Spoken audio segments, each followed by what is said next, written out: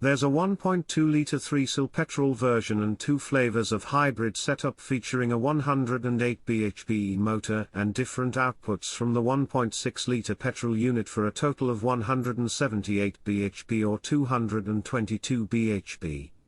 The 12.4 kWh battery offers you 40 miles of electric range, which in real-world driving is around two-thirds of that. All cars get an 8-speed auto transmission and front-wheel drive. An all-electric version is on its way. Inside, the dash is like the 308's, itself a pretty angular assembly of screens and switches. As usual for a Peugeot, the driver's screen is above the steering wheel rim, almost like a head-up display. The center touchscreen has its own additional mini touch bar where you can configure your own shortcuts. Trim is reasonably plush, too. It feels more spacious than a 508 inside, too. It's decent up front, rear legroom is impressive, and headspace is just about okay for the outer two. But only two, really? The Peugeot PHEV system isn't the best integrated. It occasionally drops the ball, hesitating between petrol and electric power if you come on and off the throttle suddenly. But the engine cuts in and out quietly, so you don't realize how big a proportion of a journey might be made with it switched off. Anyway, the hybrid and battery system adds 300 kilograms, so the performance boost over the little pure petrol engine isn't that great, and the electric setup isn't a fan of slow corners or accelerating too hard. The hybrid's handling is more than acceptable though, once you've tuned the way you drive. The steering is sharp, but the suspension rolls a bit. Use smaller, more gradual inputs and it's actually quite engaging and fluent. The petrol car has a slightly different character to it. It feels more agile with less weight on board. It's more fun to drive down a country road than you'd expect.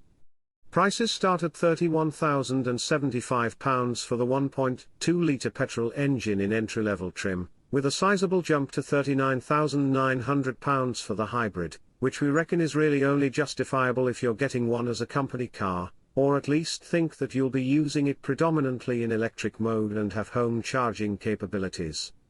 In aiming to touch so many bases, Peugeot was in danger of smashing none. But the 408 turns out to be a tempting concept. The rear space is a good step up from the slightly cramped 308 hatch, and the boot has a lot of floor area.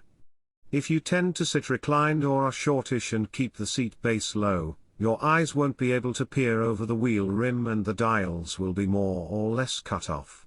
The whole idea also depends on a small steering wheel, which makes the steering feel direct, because Peugeot hasn't installed a low-geared steering rack to compensate. The small wheel means that small movements of the rim give you a rapid turning effect, making the car feel agile into turns.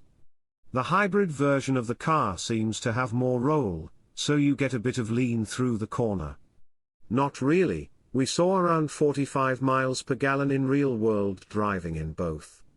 You'll probably manage around 20 miles in EV mode in the hybrid around town. As ever, it's really only worth considering if you can charge at home. It just doesn't make sense to charge a PHEV on public points. One final thing to note is the less than brilliant visibility. Thick A-pillars and wing mirrors block a chunk of your front view and the rear window is narrow thanks to that stylish coupe-style roofage. Thankfully you do get rear parking sensors and a camera as standard. The relationship between seat, wheel and instruments is significant in modern Peugeots, so we've talked about it over on the driving tab. The dials themselves are pretty clear, but you're mostly relying on digital readouts. The circular graphics don't actually give more than a vague hint of how fast speed is rising or falling. On the hybrid, though, the power regen dial is more useful. Top-spec 408s have Peugeot's 3D cluster, where a second transparent screen is overlaid a couple of centimeters closer to your eyes than the main one, giving a visual depth that clarifies the graphics.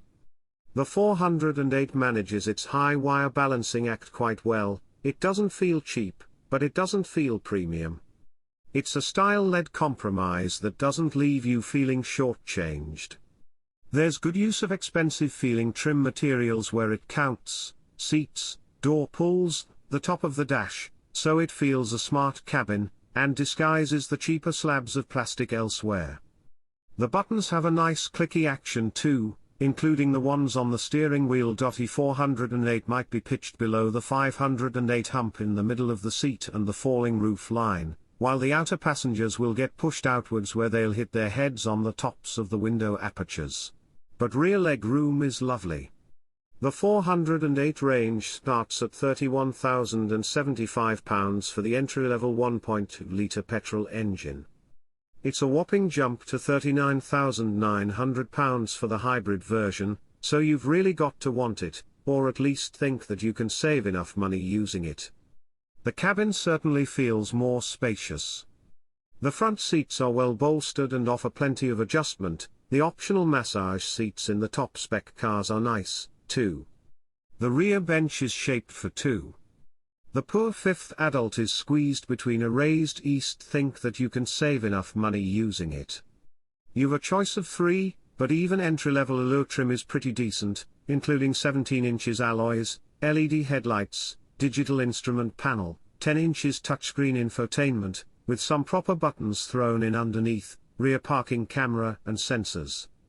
One upper low premium spec gets 19 inches wheels, keyless entry and go, front parking sensors and the drive assist pack, which adds rear cross traffic alert, adaptive cruise control with stop and go and long range blind spot detection. The top spec car is the GT, which comes with all the toys you'd expect: a fancy body colored grille, door badges, electric tailgate, matrix LED headlights and weirdly a heated steering wheel but not heated seats. Those come with the £1,100 seat pack.